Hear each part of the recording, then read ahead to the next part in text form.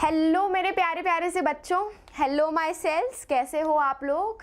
मैं हूँ आपकी अपनी Khushboo ma'am, master teacher at Vedantu. तो आज का जो हमारा सेशन होने वाला है वो है कंट्रोल एंड कोऑर्डिनेशन का वन शॉट जस्ट 20 मिनट्स में। इससे पहले भी मैं एक जस्ट 20 मिनट्स का शॉट ले चुकी हूँ लाइव प्रोसेस का, जिसमें मैंने आपको सारे इंपॉर्टेंट टॉपिक्स को रिवाइज करवाया था माइंड मैपिंग के थ्रू। ऐसे ही आज भी मैं इस सेशन में आपको उसी माइंड मैपिंग के थ्रू ये सारे टॉपिक्स कंट्रोल एंड कोऑर्डिनेशन के रिवाइज करवाने वाली हूँ, जिससे आपको बहुत इजी रहेगा अपने एग्जाम टाइम में इस चैप्टर को रिवाइज करना। तो बिना किसी टाइम वेस्ट करे मुझे जल्दी से कमेंट सेक्शन में बता दो कि I am audible and visible और नॉट। हेलो एवरीवन, बिल्कुल ठीक हूँ, बिल्कुल ठीक हूँ। नमस्ते नमस्ते नमस्ते। तो चलो बिना किसी टाइम वेस्ट किए हम अपना सेशन स्टार्ट करते हैं, ठीक है, प्रभु का नाम लेकर के। तो there are two methods of control in our human body. हमारी ह्यूमन बॉडी को दो सिस्टम्स कंट्रोल करते हैं। वो कौन कौन से सिस्टम्स है? सबसे पहला सिस्टम है हमारा सबसे पहला सिस्टम है हमारा नर्वस सिस्टम, ठीक है, जिसमें हमारा क्या क्या आता है? ब्रेन आता है, ठीक है, स्पाइनल कॉर्ड आती है और आता है हमारा नर्व्स। अब ये नर्व्स क्या होती हैं? These are the wires which are coming out from the brain. वो जो वायर्स हैं वो ब्रेन्स और हमारे स्पाइनल कॉर्ड से जो निकल रही हैं उनको हम नर्व्स कहते हैं। These three are included in our nervous system, ठीक है, ये हमारे नर्वस सिस्टम के पार्ट है। उसके बाद आता है chemical control. This chemical control is actually done by the endocrine system. ये कौन करता है? हमारा एंडोक्राइन सिस्टम करता है। अब ये एंडोक्राइन सिस्टम रिलीज करता है हॉर्मोन्स को। क्या रिलीज करता है? हॉर्मोन्स को, जो बॉडी में केमिकल कंट्रोल के लिए रिस्पॉन्सिबल होते हैं, ठीक है। तो दो सिस्टम हमने पढ़ लिए। नाउ मूविंग और फॉरवर्ड। अब ये रिसेप्टर्स हैं। ये रिसेप्टर्स का काम होता है बाहर के एक्सटर्नल एनवायरनमेंट की इंफॉर्मेशन को हमारे ब्रेन या स्पाइनल कॉर्ड तक पहुंचाना। तो देखते हैं कि कौन कौन से टाइप के रिसेप्टर्स होते हैं। सबसे पहला रिसेप्टर होता है फोनो रिसेप्टर्स। फोनो रिसेप्टर का काम होता है सुनने का, कि जैसे ही क्लास में मैम आई और मैम ने बोला कि बच्चों अपनी किताबें निकालो, वो आपने सुना और मैम की बात को रिजेक्ट मार दिया, ठीक है। तो वो हो गया फोनो रिसेप्टर्स। नाउ सेकेंड आता है फोटो रिसेप्टर्स। मम्मी लेके आ रही हैं खाना हमारे लिए और खाने में क्या था? लौकी और टिंडे थे, तो जिसको देख करके हम भाग गए, तो बस वो था फोटो रिसेप्टर। उसके बाद आता है थर्मो रिसेप्टर। जब हम कोई गर्म चीज को टच कर लेते हैं, that is known as thermoreceptor, जो हमें पेन और हीट का रियलाइजेशन करवाते हैं। उसके बाद आते हैं हमारे ऑल्फैक्टरी रिसेप्टर्स। एक बच्चा आप में से बोल रहा था ना कि मैम स्क्रीन से ही खुशबू आ रही है, स्मेल आ रही है। तो वो जो स्मेल होती है ना, खराब वाली भी और अच्छी वाली भी, वो खराब वाली जो स्मेल आप लोग करते हो वो स्मेल डिटेक्शन करता है ऑल्फैक्टरी रिसेप्टर्स। उसके बाद आते हैं गस्टेटरी, कि जो हमें लौकी टिंडे का टेस्ट नहीं पसंद आता, मम्मी मैं लौकी नहीं खाऊंगा, मम्मी मैं टिंडे नहीं खाऊंगा, वो हमारे कौन डिटेक्ट करते हैं? Gustatory receptors. Now moving forward to the most important topic, वो है हमारे न्यूरॉन। जो हमारे नर्व्स निकल रहे हैं ब्रेन और स्पाइनल कॉर्ड से, वो बने हैं हमारे न्यूरॉन से। जैसे किडनी में हमारा नेफ्रॉन होता है, स्ट्रक्चर एंड फंक्शनल यूनिट, वैसे ही न्यूरॉन में भी स्ट्रक्चर और फंक्शनल यूनिट कौन होते हैं? हमारे न्यूरॉन्स होते हैं, ठीक है। These neurons are made up of 3 parts. ये न्यूरॉन 3 पार्ट से बने हैं। ये वाले पार्ट को हम सेल बॉडी कहते हैं, ये वाले पार्ट को हम सेल बॉडी कहते हैं। सेल बॉडी के अलावा इसको हम साइटॉन भी बोलते हैं। क्या बोलते हैं? साइटॉन भी बोलते हैं। उसके बाद आता है हमारा ये लॉन्ग स्ट्रक्चर, जिसको हम एक्सॉन बोलते हैं, एक्सॉन बोलते हैं। और ये होता है एक्सॉन की एंडिंग, ठीक है, ये होती है एक्सॉन टर्मिनल या फिर एक्सॉन की एंडिंग, ठीक। उसके बाद ये जो हेयर लाइक स्ट्रक्चर दिख रहे हैं आपको, ये सेल बॉडी से जो निकल रहे हैं, इनको हम डेंड्राइट्स बोलते हैं, ठीक है। तो ये जो न्यूरॉन का स्ट्रक्चर है ना, ये बहुत इंपॉर्टेंट है, आपका एग्जाम में ज़रूर आ सकता है। दूसरी चीज़ ये कि डिटेल पूछी जा सकती है कि न्यूरॉन होता क्या है। न्यूरॉन होता है स्ट्रक्चरल एंड फंक्शनल यूनिट, और यही मेनली रिस्पॉन्सिबल होता है हमारे मैसेज को आगे ट्रांसफ़र करने का, ठीक है। तो अब ये देख लेते हैं कि ये मैसेज ट्रांसफ़र होता कैसे है, जिसको हम क्या बोलते हैं? Transmission of nerve impulses. अब जैसे हमने मम्मी को देखा कि मम्मी हमारी हमारी आ रही हैं प्लेट लेकर के, उसमें क्या था, खाना, लौकी थी, वो लौकी को देख करके हमने उसको इन्फॉर्मेशन को ट्रांसफर किया। तो सबसे पहले इन्फॉर्मेशन जाती है डेंड्राइट्स में। जो हेयर लाइक स्ट्रक्चर्स दिख रहे थे आपको, वो होते हैं डेंड्राइट्स। ये देखो दिख रहे हैं डेंड्राइट्स, ये हैं डेंड्राइट्स हमारे, ठीक है। डेंड्राइट्स के बाद ये जाती है इन्फॉर्मेशन सेल बॉडी के अंदर, जो एक बीच में स्ट्रक्चर प्रेजेंट होता है, इसको सेल बॉडी कहते हैं। सेल बॉडी के बाद ये इन्फॉर्मेशन जाती है हमारी एक्सॉन में। एक्सॉन के बाद ये ट्रैवल करती है एक्सॉन टर्मिनल पे, जिसको हम एक्सॉन एंडिंग या एक्सॉन टर्मिनल भी बोलते हैं। ये था पाथवे जिसके थ्रू हमारा नर्व इम्पल्स, हमारा जो मैसेज है वो ट्रांसफर होता है। इसी को ही हम ट्रांसमिशन ऑफ नर्व इम्पल्स बोलते हैं। और लास्ट में आता है हमारा साइनैप्स। यहाँ पर आता है साइनैप्स। अब ये साइनैप्स क्या है, साइनैप्स बताती हूँ अभी आगे। पहले ये समझ लो कि न्यूरॉन्स जो होते हैं वो 3 टाइप्स के होते हैं। कैसे? सबसे पहला होता है हमारा सेंसरी न्यूरॉन। हमने मम्मी को देखा खाना लाते हुए, हमने वो मैसेज कहाँ पहुँचाया, ब्रेन तक पहुँचाया। तो पहली नर्व्स हो जाती हैं हमारी सेंसरी न्यूरॉन, जो इन्फॉर्मेशन को देख करके, स्मेल करके, सुन करके ब्रेन तक पहुँचाती हैं। They receive signal from the sense organ. हमारे आँख हमारी सेंस ऑर्गन है, उसने रिसीव किया सिग्नल और ब्रेन तक पहुंचाया, ठीक है, यहाँ से ब्रेन तक पहुंचाया। उसके बाद दूसरे आते हैं हमारे मोटर न्यूरॉन। हमने मम्मी को देख लिया कि वो खाना लेकर के आ रही हैं, जो हमें नहीं खाना, तो फिर हम क्या करेंगे, वहाँ से निकलते बनेंगे, भग जाएंगे, जो कि जिसके ऊपर हमको बहुत मार पड़ती है मम्मी से। तो हमारा मोटर न्यूरॉन क्या करता है, हमारे ब्रेन ने वो इन्फॉर्मेशन देखी कि मम्मी आ रही हैं, हमको क्या करना है, भागना है। भागने वाली इन्फॉर्मेशन वो हमारे मसल को पहुंचाती है कि जल्दी से भग जाओ वरना लौकी टिंडे खाने पड़ेंगे। तो मोटर न्यूरॉन सिग्नल सेंड करती है ब्रेन से मसल या फिर ग्लैंड तक। और इंटर न्यूरॉन कुछ नहीं होती, सेंसरी और मोटर न्यूरॉन को कनेक्ट करती है, बस इतना काम होता है इंटर न्यूरॉन का। उसके बाद आते हैं हमारे साइनैप्स चच्चा जी। जो साइनैप्स होता है, ये होता है साइनैप्स। साइनैप्स होता है 2 न्यूरॉन का जंक्शन। क्या होता है, 2 न्यूरॉन का जंक्शन। हमारी ये पहली न्यूरॉन हो गई, ये हमारी दूसरी न्यूरॉन हो गई। इसके बीच में जो ये जंक्शन प्रेजेंट होता है उसको हम साइनैप्स बोलते हैं। ये साइनैप्स पाथवे होता है जिससे एक न्यूरॉन दूसरे न्यूरॉन से कनेक्ट होती है। ये साइनैप्स के अंदर एक केमिकल प्रेजेंट होता है जिसको हम न्यूरोट्रांसमीटर बोलते हैं। क्या बोलते हैं, न्यूरोट्रांसमीटर, ठीक है। न्यूरोट्रांसमीटर हमने बोल दिया। अब क्या होता है, हमारी इस न्यूरॉन ने इंफॉर्मेशन यहाँ पे ट्रैवल करवाई। वो कैसे ट्रैवल कराती है, इलेक्ट्रिसिटी के फॉर्म में, बिजली के फॉर्म में।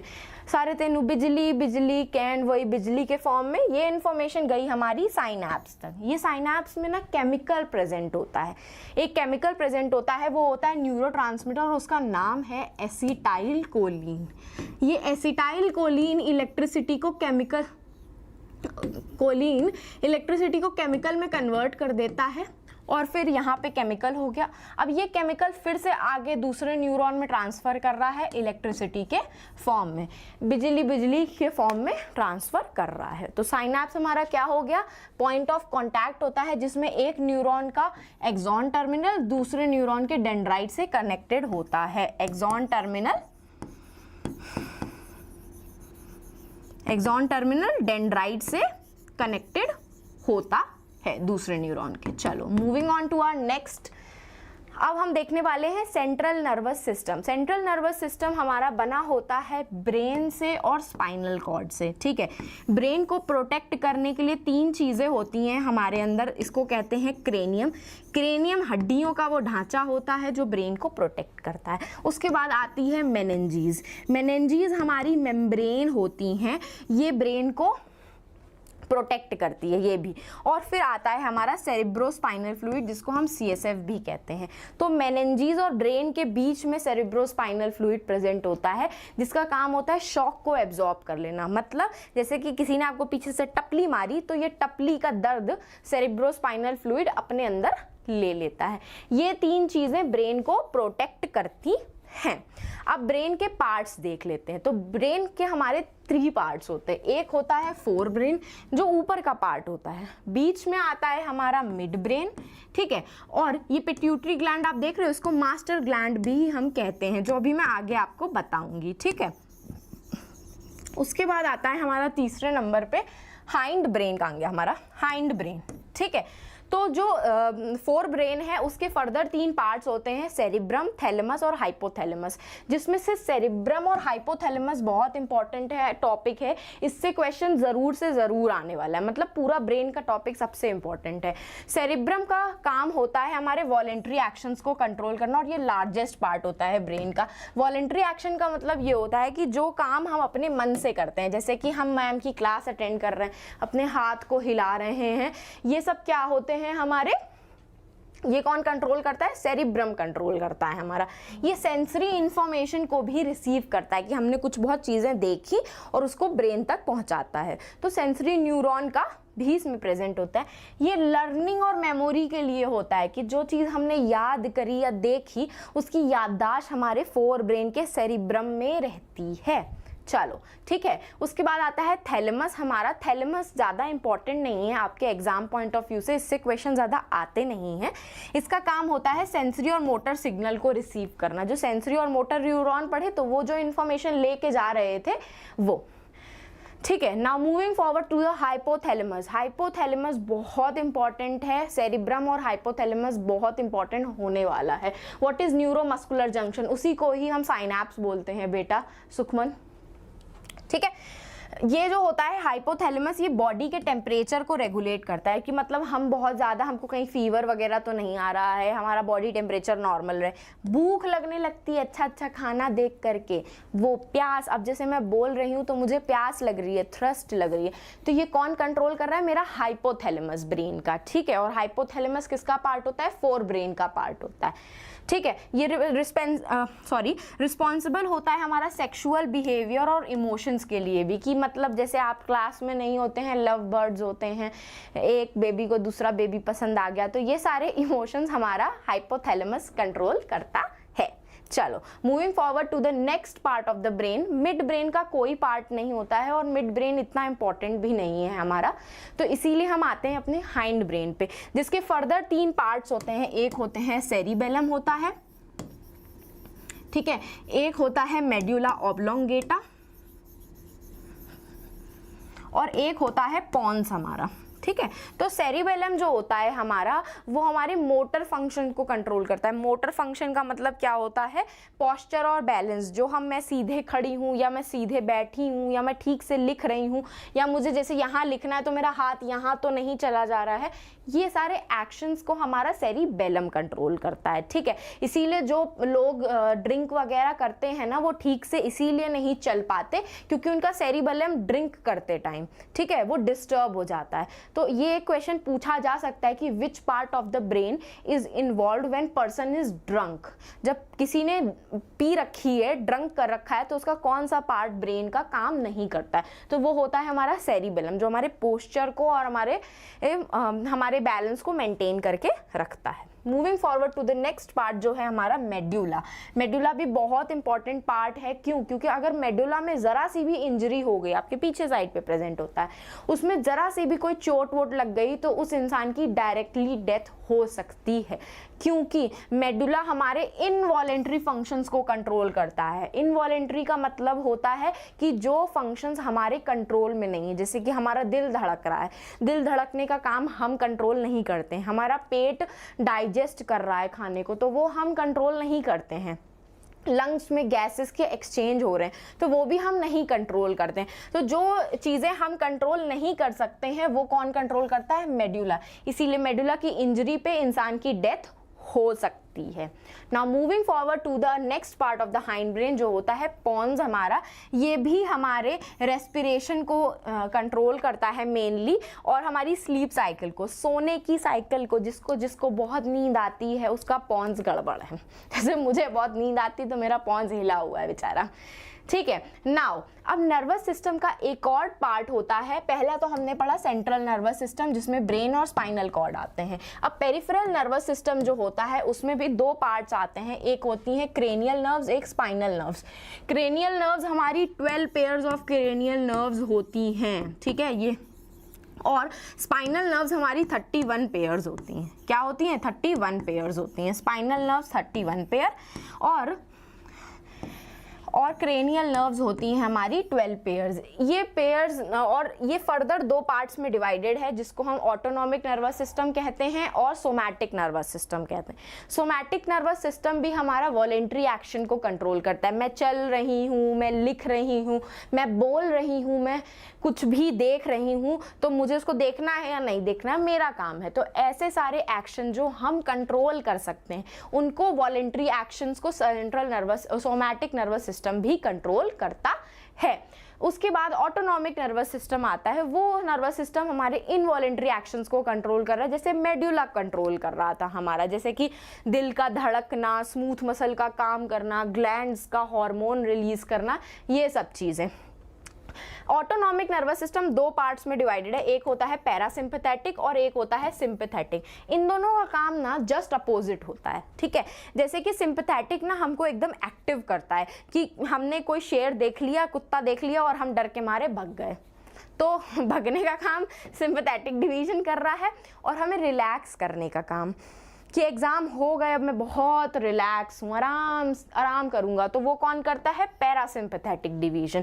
पैरासिम्पैथेटिक हमको रिलैक्स करता है और सिंपैथेटिक डिवीजन हमको एक्टिव कर देता है, एकदम पावरफुल, ओवर पावर्ड ओपी जैसा बना देता है। तो जल्दी से मैम के लिए ओवर पावर्ड कमेंट में कर दो, ठीक है। Now moving on to the plants also. अब हमने ह्यूमन का तो देख लिया, अब हम प्लांट्स देखेंगे कि वो अपना कंट्रोल और कोऑर्डिनेशन कैसे करते हैं, ठीक है। अब प्लांट्स में जो मूवमेंट होती है ना वो हमको दिखती नहीं है, लेकिन होती है उसमें भी। तो उसमें 2 तरीके की मूवमेंट होती है, एक होती है नेस्टिक मूवमेंट और एक होती है ट्रॉपिक मूवमेंट। अब ये दोनों होती क्या है? नेस्टिक मूवमेंट हमारे कंट्रोल में नहीं होती है। नेस्टिक मूवमेंट नॉन डायरेक्शनल होती है, किसी भी डायरेक्शन में नहीं होती है। टच मी नॉट प्लांट पता है, जो छुई मुई का पौधा होता है, छुई मुई के पौधे को जैसे ही छुओ तुरंत एकदम सिकुड़ के बंद हो जाता है। तो उसका जो मूवमेंट होता है ना वो नेस्टिक मूवमेंट होता है, जिसको हम थिग्मोनेस्टिक भी बोलते हैं। क्या बोलते हैं? थिग्मोनेस्टिक, मतलब छूने की वजह से जिसकी मूवमेंट हो रही है, टच करने की वजह से जिसकी मूवमेंट हो रही है, उसको हम नास्टिक मूवमेंट कहते हैं। और उसका कोई डायरेक्शन नहीं होता, वो किसी भी डायरेक्शन में ये मूवमेंट हो सकती है। उसके बाद आता है हमारा ट्रॉपिक मूवमेंट, जो डायरेक्शनल होती है। डायरेक्शनल मतलब जैसे कि मैंने एक पौधा रखा अपना, सपोज करो मैं पौधा हूँ, मेरे सनलाइट उधर साइड पे आ रही है, मेरे राइट हैंड साइड पे सनलाइट आ रही है, तो मैं उस साइड पे ग्रो करना शुरू कर दूंगी। तो ये डायरेक्शन से होती है कि सनलाइट हमारी किस साइड पे है। मैम नर्व्स फाइबर क्या होते हैं? नर्व्स फाइबर नर्व्स ही होते हैं बेटा। डायरेक्शनल मूवमेंट होती है कि जिस साइड पे सनलाइट आ रही होगी मेरा प्लांट उधर ग्रो करने लग जाएगा, जहाँ पे पानी ज़्यादा होगा उस जगह पे ग्रो करने लग जाएगा। जैसे रूट्स होती हैं, रूट्स क्या करती हैं? जहाँ पे पानी होता है वहाँ ग्रो करने लग जाती हैं, जिस जगह पे सॉइल होती है, मिट्टी होती है, वहाँ ग्रो करने लग जाती हैं। उसके बेसिस पे हमारे 4 मूवमेंट होते हैं प्लांट्स में, जियोट्रॉपिज्म, फोटोट्रॉपिज्म, हाइड्रोट्रॉपिज्म और क्रीमोट्रॉपिज्म।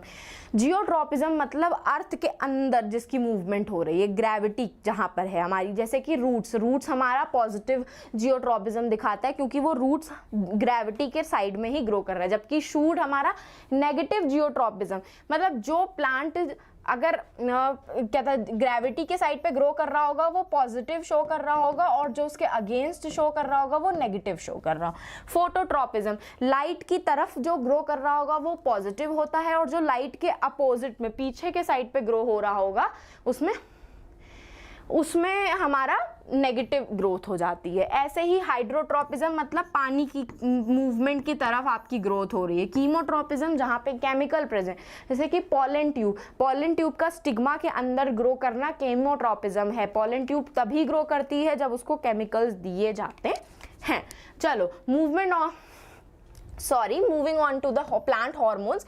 अब प्लांट हार्मोन्स 2 टाइप के होते हैं, एक ग्रोथ प्रमोटर होते हैं और दूसरे ग्रोथ इनहिबिटर होते हैं। मैंने ये चार्ट पूरा जो प्रिपेयर किया है ये एग्जाम में ज़रूर से ज़रूर इससे क्वेश्चन आएगा। तो जो हमारे गिबरलिन, ऑक्सिन और साइटोकिनिन्स होते हैं ये हमारे ग्रोथ के प्रमोटर होते हैं, ये प्लांट की ग्रोथ को बढ़ाते हैं हमारे।